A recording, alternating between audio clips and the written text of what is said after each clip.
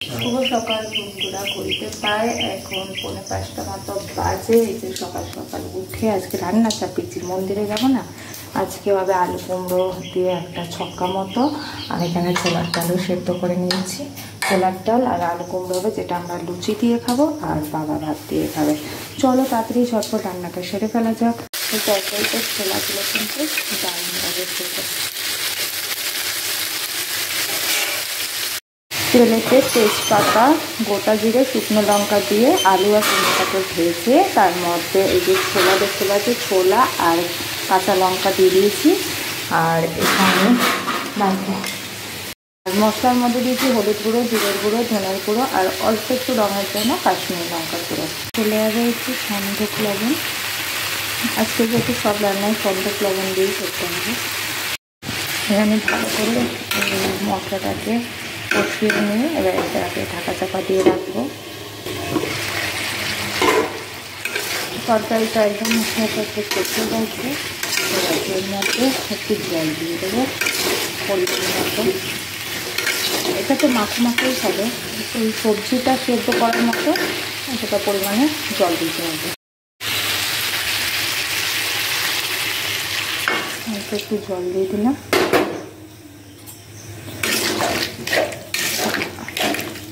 আর একটু দেবো এর মধ্যে চিনি। একটু মিষ্টি মিষ্টি খেতে কিন্তু এই তরকারিটা বেশ ভালো লাগে। যে এর মধ্যে চলে আসছে অল্প পরিমাণ চিনি। এখানে তরকারিটা পুরো সেদ্ধ হয়ে গেছে। এবার একটু না খুন্তির সাহায্যে একটু ভেঙে দেবে আলুগুলোকে, তাহলে বেশ মাখো মাখো হবে। আর এতে আমার টমেটোটা ছিল না, তোমরা পাতা টমেটো একটু দিয়ে দিও। টমেটো, একটু গরম মশলা গুঁড়ো আমি একটু দেবো। টমেটো আর গরম মশলা করে দিয়ে তাদের কিন্তু হেভি টেস্ট হবে। আমি এমনি করলাম, এই তরকারিটা এমনিও হেভি কিন্তু ভালো লাগে খেতে।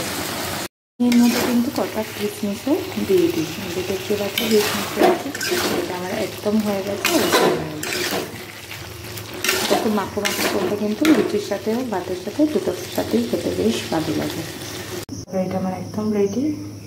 আর করবো ছোলার ডালটা সিদ্ধ হয়ে গেছে। তেলেতে দিয়ে দেবো তেজপাতা আর শুকনো লঙ্কা, এবার গোটা জিরে,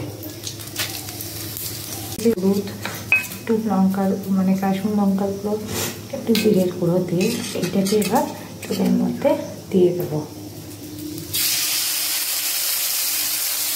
কষতে দিয়েছি মশলা কষার সাথে এর মধ্যে ছোটো দিয়ে দিচ্ছি কাঁচা লঙ্কা। মশলাটা কষে গেছে, পেস্ট করে দিয়েছি। এর মধ্যে এবার ডালটাকে দিয়ে দেবো।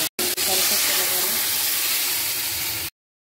ব্যাস, এইটাকে একটু ফুটিয়েই নামিয়ে নিলেই হয়ে যাবে। তার মধ্যে যেহেতু নুন দেওয়া ছিল না, একটু নুন দিয়ে দিলাম। একটু মিষ্টি মিষ্টি ভালো লাগে, একটু পরিমাণ চিনি কি ঢাকা দিয়ে ফুটিয়ে নেব। ব্যাস রেডি। এটা সুন্দরভাবে ফুটে গেছে, এবার নামিয়ে নিলেই হয়ে যাবে।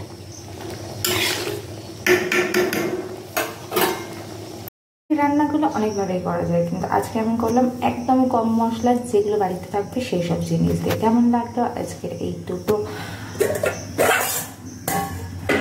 টাইমে স্পেশাল এই দুটো রেসিপি কেমন লাগলো অবশ্যই কমেন্ট করে জানাও। এর মধ্যে কিন্তু আমি কিছু এক্সট্রা জিনিস দিইনি, যেটা ছাড়া রান্না কমপ্লিট সেইটুকানি দিয়ে আজকে রান্নাটা হয়েছে।